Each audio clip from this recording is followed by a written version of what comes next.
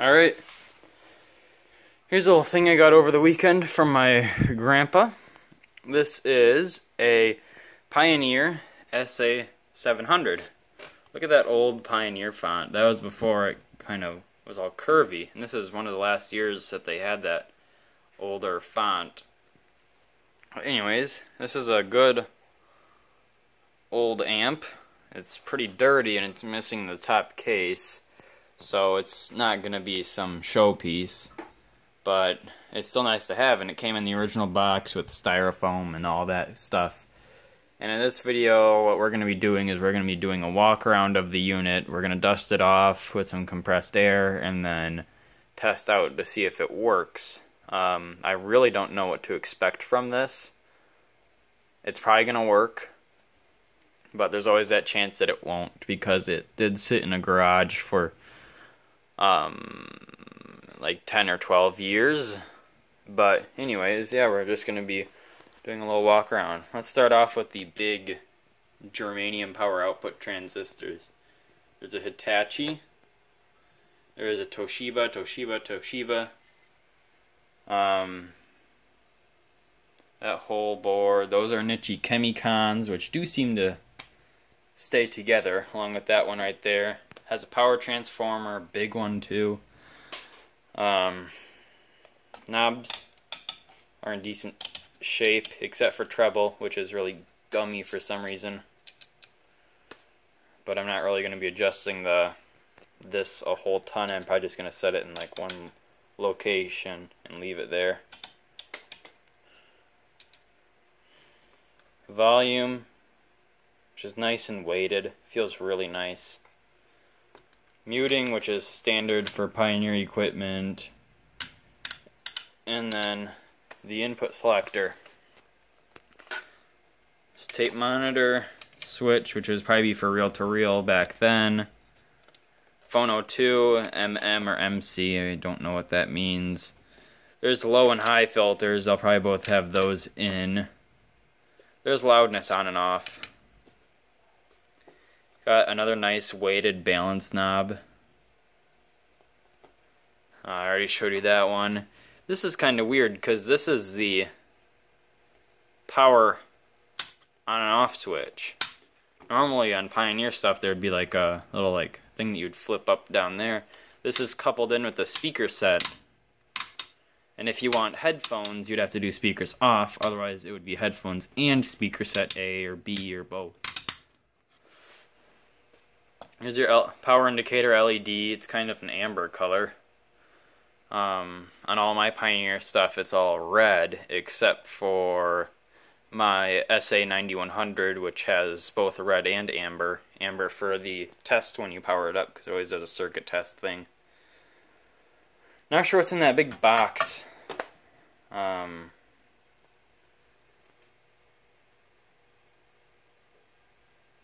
move around to the back of the unit. Here we are at the back of the SA-700. Got the Pioneer thing there, along with the Pioneer Electronic Corporation ISO screw thing. I don't know what that ISO screw is, but it's on that. And it's also on that 1960s Sony TV I have on a few of the components. Here's all of our inputs. It has a center channel thing, which is mono. Look at that speaker output. I think this is one of the only units that uses speaker output like that. So I'll have to think of something. Now, I might do a little thing where it's like a power plug that you plug into like the wall, but one of the leads is bent sideways or something, or I can just do what I've done here and have the wires be flat in one direction and flat in the other direction. Just stick them in there. I tested that and it seemed to work, at least fit in there. I haven't powered this up yet. You got a DIN connector for tape, record, and playback. There's separated and intercoupled switch. That was on intercoupled, so I'll just leave it at that. I don't know what that is. There you can see all the different switches.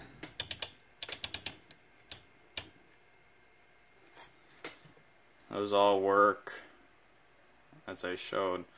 Here's date codes on the side of the things. That looks like 5/14 of 69. That looks like, if it'll focus, 4/26 of 69. And over here you have 9/20 of 69. So yeah, and if you look at the serial number, if I were to just see the serial number, I might think this is a 68 because 16890.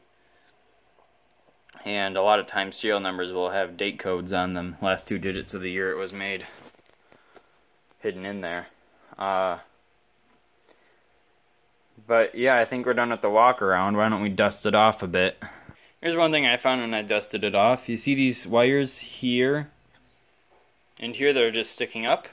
I'm sure a lot of you guys already know this, but that's actually a capacitor. And although it doesn't have the components of a capacitor, that wire still has a tiny little bit of capacitance that it can hold. And for areas where you just need like a microscopic amount of capacitance, you can just use a wire sticking up like that, and it will work. That's kind of strange / cool. We've got it pretty dusted off now. It doesn't look perfect, but a lot of that stuff is just corrosion on there, not dust. I mean, this down here is dust, but what's actually on the transistor is not. There's a little bit on there, but a lot of that stuff will burn off after I put hours on this thing. But yeah, I guess since it's decently dusted off now, why don't we go test it? So got the unit outside for testing with the Variac. So I guess without further ado, I heard a little doom from the speakers. That's to be expected.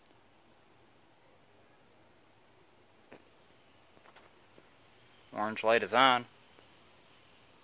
Unit is powered up. So, ooh.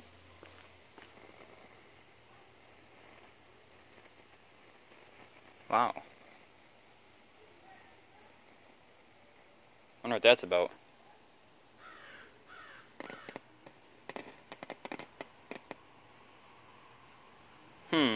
That doesn't sound good. Why don't I run some noise through this thing? One thing that's kind of nice about this unit is that it has fuses for the speakers. So if you were to do something like cross speaker wire, the speaker fuse would go out instead of blowing out a channel on the amplifier, which I think is a really smart idea. And if that's not a thing, then it really should be. And by the way, I got a custom repair kit for this unit that has all the electrolytics and fuses. So that's nice. And I also saw that it had a ton of transistors. I don't think we'll really need to change any, but I guess good to have them. Look at those big germaniums, those Toshibas. Not the ones that we already looked at up there, but on the board. Isn't that cool? Well, let's go get some music through this thing. I mean, gosh, no wonder why the volume pot was dirty. Look at that thing. Let's see, what do we got playing in here? Ooh, the wall. Well, there was nothing. Wow.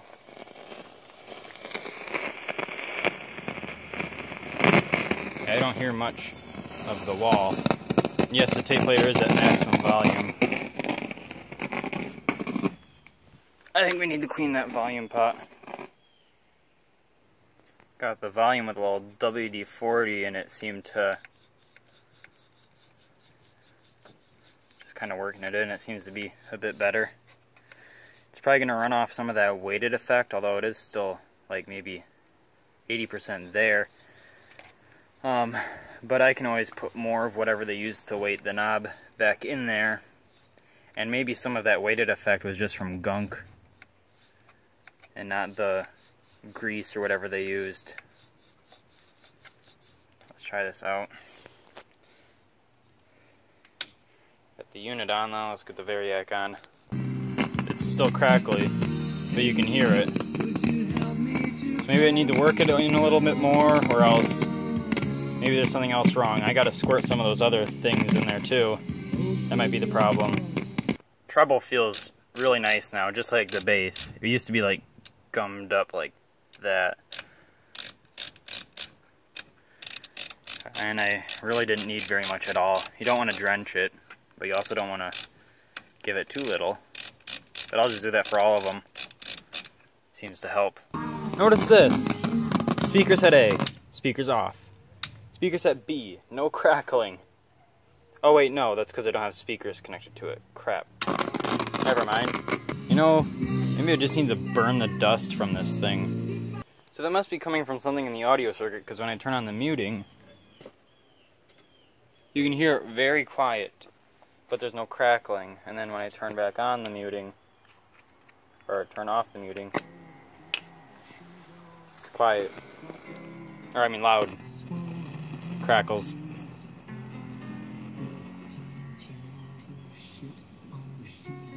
I don't want to get copywritten.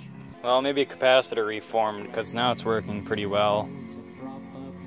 So it seems like if I put muting on and turn the volume up a little higher, it works pretty well. Looks like we have a replacement transistor, the Hitachi.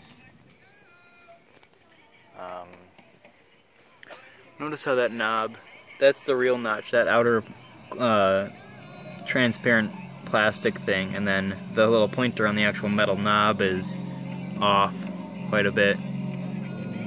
I'll have to soak these knobs in warm water and clean them off. But yeah, that seems to be a little show and tell and test video of this unit. Now I know what it does and it won't blow up in my face. And now it's also time to just let dust burn off this thing for a while. So thank you for watching.